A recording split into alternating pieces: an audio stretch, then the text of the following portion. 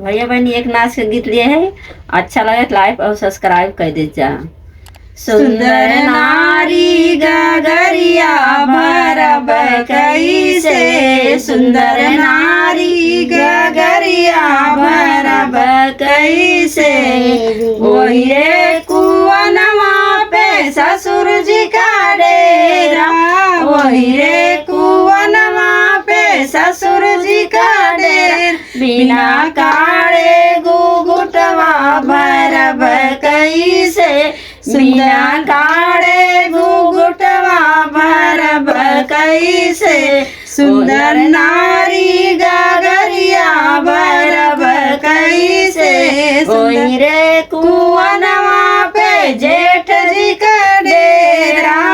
ओही रे कुवनवा पे जेठ जी का डेरा, बिना काढ़े घुघुटवा भरब कैसे, बिना काढ़े घुघुटवा भरब कैसे, सुंदर नारी गगरिया भरब कैसे,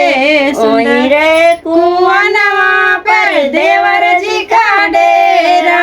वही रे कुवनवा पे देवर जी का डेरा, बिना मारे नजरिया भरब कैसे, बिना मारे नजरिया भरब कैसे, ओही रे कुवनवा पे सैया जी का डेरा,